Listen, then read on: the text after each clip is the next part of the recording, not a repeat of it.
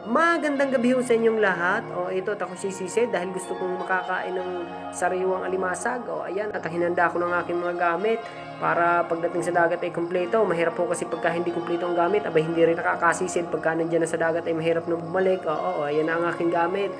Ayun ang aking lalagyan. Ito naman at sumisid na ako. Ayos, nakakita agad ng danggit. Nakasiksik sa ilalim ng bato sa pool. Ayos, pagka ganitong binamano ay sa pool agad. Magandang pangitain yan. Ako ay makakarami niyan pagka ganyang unang tira isa pool. Ito pa isa.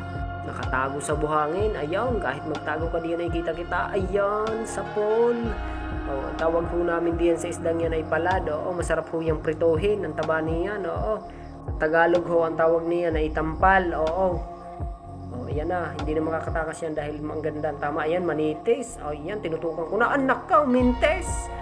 Katulad ng iyang pangalan, mintes, manites. Ito pa isa, malapad. Ito ang maganda, hindi ako dito magmimintes. Ayan, malaking danggit. Yun, sa pool. Ang ganda ng tama. Ayan, sinagad ko pa para hindi na makawala.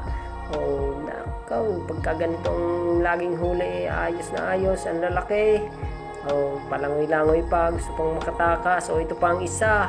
Ito naman ay isa maral, nakasiksik sa may bato. Napakasarap ho nitong ihawin. Paborito ko itong ihawin. Napakasarap ho, malaman.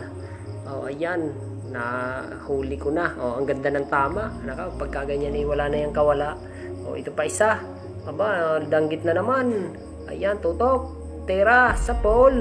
Nako, tumama naman ang dulo ng aking pana sa bato. Sigurado ipupurol na yan. Ayun, may nakatago. Nakasiksik sa ilalim ng bato. Teka lang at tumago. Ako ihahanap ng magandang anggulo. Ayan, tinira ko na sa pool. Ang tawag ko niya mindiyan ay balangitan. Ayan ay masarap kong gataan. Kaya ayos na. Sigurado na ang aking pang-ulam. Ang sarap nito. Pagka ito'y ginataan tapos sa haluan ng malunggay. Nakaw, para rin nakakain ng kinunot. Ayan ay mahirap mahuli lalo pagka malaki dahil pagka hindi na sintro ay nakakawala ito pa at nakakita ko ng mga agat, malaki-laki ito. Ayun, sa pool. Kaso nga lang hindi lumampas ang aking pana. Sobrang tutok ho kasi. Ay hindi ho umigkas ng ayos. Ayun, buti na lang tinamaan sa ulo. At hindi pa naman tumakbo dahil nawala ng malay. Kaya ayan, pandalas ako sa pagkasa ng pana. Baka buhay ulit ay tumakas. Hindi ko naman ho pwedeng dakmain laang yan dahil pagka nakapiglas yan, ay yan ay kung saan sa nalalangoy, ay hindi ko na ho yan mahahabol. Kaya ayan, kahit ho nakahiga na, tinira ko pa ho yan. Para sigurado. Dahil mahirap na ho, pagka aking dinakma ay minsan ay magpupumiglas, ay baka makawala. Ayan, at hindi pa rin lumampas ang aking pana.